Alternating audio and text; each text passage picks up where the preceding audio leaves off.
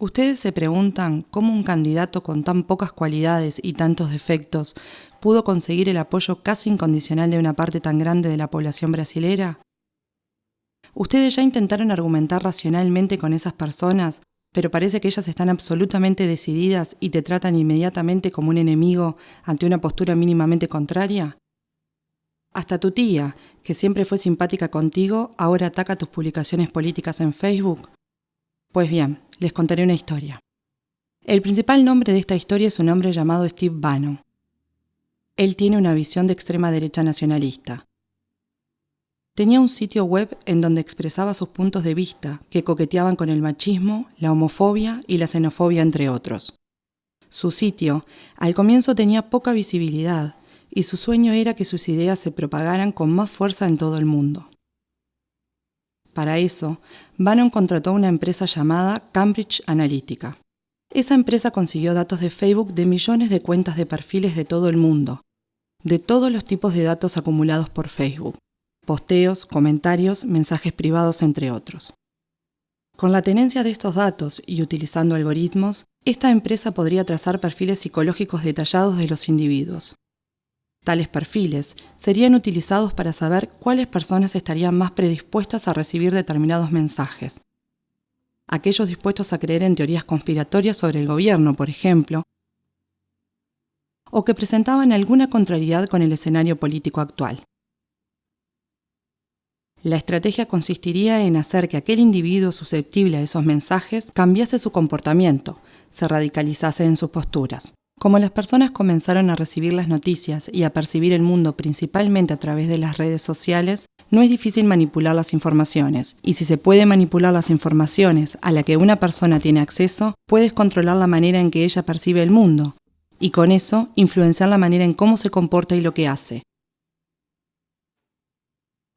Los posteos en Facebook te pueden hacer más feliz o más triste, te dejan con rabia o con miedo. Y los algoritmos saben identificar los cambios de comportamiento por el análisis de los patrones de tus posteos y comentarios. Así, individuos con perfiles de derechas con un tradicional discurso de no me gustan los impuestos, fueron radicalizados tornándose en perfiles paranoicos en relación al gobierno y determinados grupos sociales. La manipulación es realizada a través del miedo, con mensajes que estimulan un sentimiento de impotencia y de incapacidad de defenderse.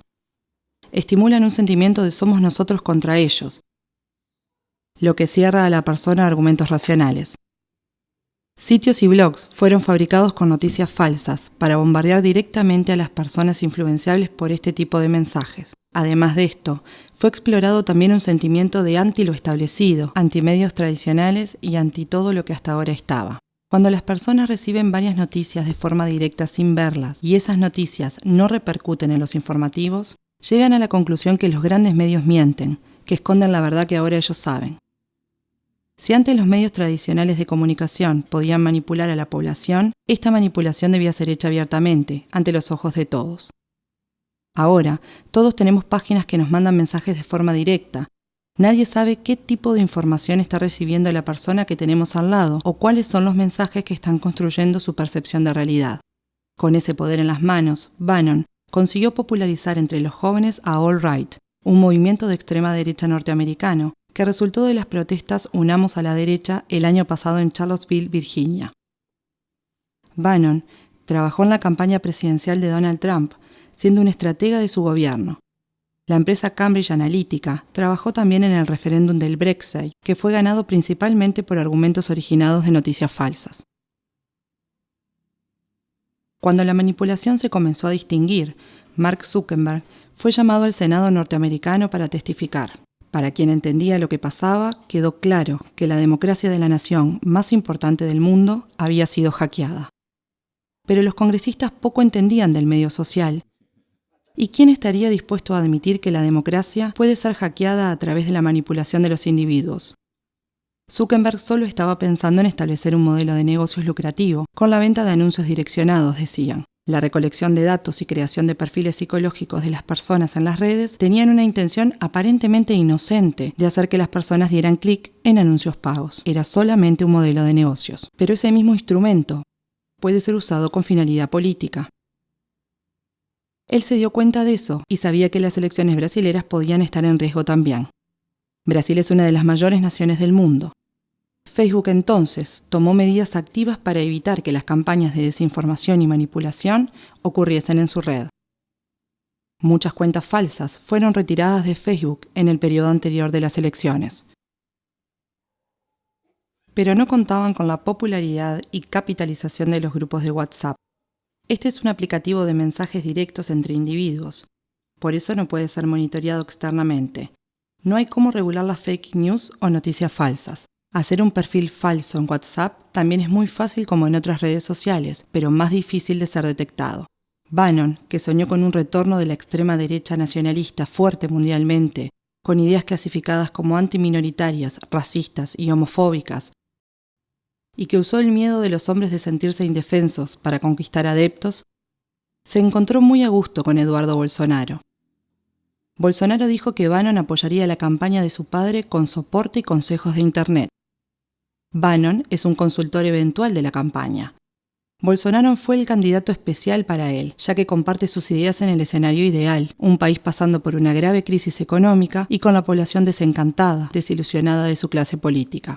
Después de las manifestaciones políticas de las mujeres en todo Brasil y de todo el mundo contra Bolsonaro, el apoyo del candidato subió entre el público femenino del 18 al 24%. Un aumento de 6 puntos después de que gran parte de las mujeres se unieron para demostrar su insatisfacción con el candidato. Esto pasó porque de un lado los grandes medios de comunicación simplemente ignoraron las manifestaciones y por otro hubo un ataque preciso a través de grupos de WhatsApp pro-Bolsonaro. Videos editados con escenas de otras manifestaciones con mujeres mostrando los senos o rompiendo imágenes cristianas, utilizadas para desmoralizar el movimiento LNAU entre las más conservadoras. Además, Eduardo Bolsonaro salió a hablarle al público después de la manifestación y declaró: "Las mujeres de derecha son más lindas que las de izquierda. Ellas no muestran los pechos ni defecan en las calles. Las mujeres de derecha son más higiénicas". Esta declaración, que puede parecer pobre o estúpida, es hecha como medida para estimular el sentimiento de repulsión, de rechazo para con el otro lado. Esto no es una novedad. La máquina de propaganda del nazismo alemán asociaba a los judíos con las ratas. El discurso era que los judíos estaban infectando las ciudades alemanas, así como las ratas lo hacían. Ese es el discurso que asocia el sentimiento de repulsión hacia una determinada población, lo que hace que el individuo se quiera identificar con el lado limpio de la historia. He aquí ese 6% de las mujeres que se pasaron a identificar con Bolsonaro. Ahora nos es posible comprender por qué es tan difícil utilizar argumentos racionales para dialogar con el elector de Bolsonaro. ¿Te das cuenta ahora del nivel de manipulación a lo que tus amigos y familiares están expuestos? La pregunta es, ¿qué hacemos? No adelanta confrontarlos y acusarlos de ser influenciables o engañables. Eso solo provoca que se cierren y te clasifiquen como uno de los enemigos que está del otro lado. Es una línea muy fina, ya que si le decimos a alguien que es manipulado, puede sentir que lo estamos tratando de burro o de tonto, lo que solo va a generar un intercambio de insultos improductivos. Tengamos empatía. Esas personas no son todas malas. Están manipulando sus emociones y siendo sometidas a una percepción de la realidad muy distinta a la tuya. La única manera de cambiar su pensamiento es hacer que esas personas perciban ellas mismas que no hay argumentos que fundamenten sus creencias. Pidamos que las personas defiendan racionalmente sus opiniones políticas. Estemos abiertos a oírlas, pero continuemos siempre preguntando más y más, hasta percibir que llegamos al punto en que la persona se da cuenta que no existen argumentos para responder. Preguntémosle, por ejemplo, ¿por qué decidiste por este candidato? ¿Por qué pensás que va a cambiar las cosas? ¿Pensás que él está preparado? ¿Conocés sus propuestas, su historia como político? ¿Cuál realización de él aprobás? Si percibimos que la persona no está pronta para debatir, retirémonos de la discusión. No agredamos ni ofendamos, ya que este comportamiento radicalizaría el somos nosotros contra ellos. Tengamos en mente que los discursos en los que esa persona cree fueron introducidos en ella de manera que hubiese una verdadera identificación emocional, tornándose en una especie de segunda identidad. No es de un momento a otro que algo así se cambia. 2 de las democracias más importantes del mundo ya fueron hackeadas utilizando técnicas de manipulación. No vamos a dejar que esas fuerzas nos pongan unos contra otros. No podemos dejar que rompan nuestro tejido social de manera irrecuperable.